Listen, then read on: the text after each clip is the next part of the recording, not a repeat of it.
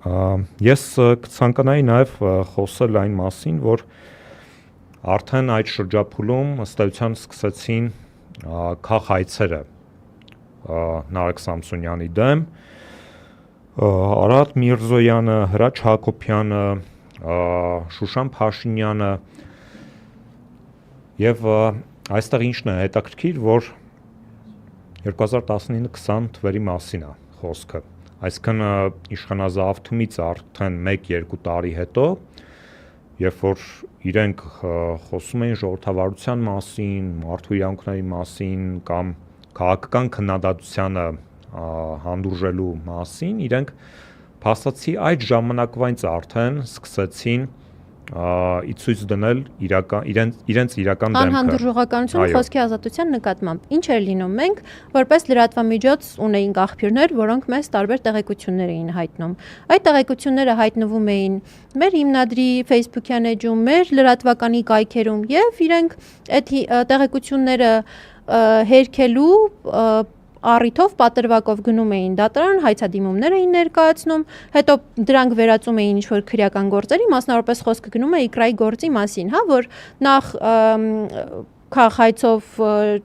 Նիկոլ Փաշինյանի եւ Աննա Հակոբյանի դստերը ստիպեցին, որպեսզի նա մտնի դատարան, անչափահաս դստերը վահան դարձնելով քաղաքական հակառակորդի դեմ տարան դատարանում ստորագրել տվեցին, որ նա խնդիր ունի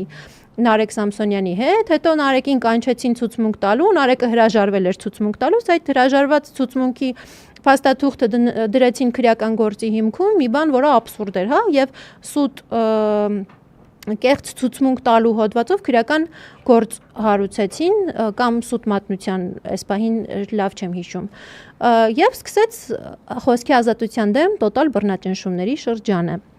քաղաքայցերը ներկայացրել Նարեկ Սամսոնյանի դեմ նաեւ Աննա Հակոբյանի եղբայրը Հրաչյա Հակոբյան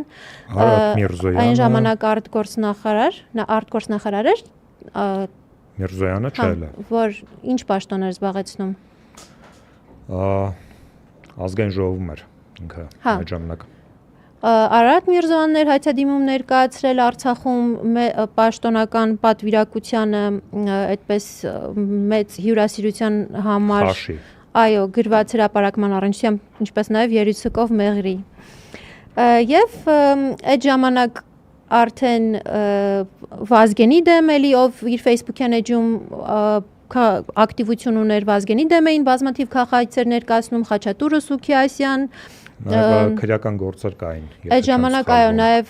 իրենք ընդունեցին ծանր վիրավորանքի հոդվածը որ դարձրեցին մահակ քաղաքական ընդդիմախոսների դեմ եւ Ազգեն Սաղաթելյանը եւ Նարեկ Սամսոնյանը անցել են այդ քրեական գործերով բայց հետո երբ որ իրենց պարտավորեցրեցին ապա քրեականացրել ծանր վիրավորանքի հոդվածը այդ բոլոր գործերը կարճվեցին Այդեպ այս թեման իրականում շատ կարևոր է որովհետեւ դա այն շրջափուլն էր երբ պատերազմը նոր էր ավարտվել, կապիտուլյացիա, հանրային հուզումներ եւ բնականաբար գործող վարչախումբը վախենում էր խոսքից եւ իրենք ընդունեցին այդ օրենքը ծանր վիրավորանքի, բայց արտաքին որոշակի ճնշումների արդյունքում շուտով ստիպված եղան հրաժարվել դրանից, բայց ինչ են հետագայում իրենք արել, հա, որը որ հետագա տարիների ընթացքում հարուցված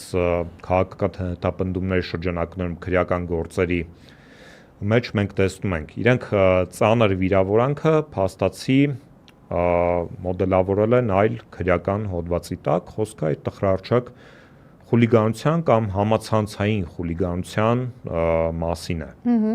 ու ասենք նաև որ մինչ այս պահը մենք խոսում ենք դեռ մինչ իմնեմնիմյան ժամանակաշրջանի մասին, այսինքն քաղաքացիական գիտակցության հիմնադրում անտիֆեյքի կայքի ստեղծում, բայց դեռ իմնեմնիմի ոդքասթը չկա եւ այս ճնշումների ներքո մենք գալիս ենք հասնում ենք 2023 թվական, որտեղ Նարեկ Սամսոնյանն ու Վազգեն Սաղաթելյանը որոշում են ստեղծել իմնեմնիմի ոդքասթ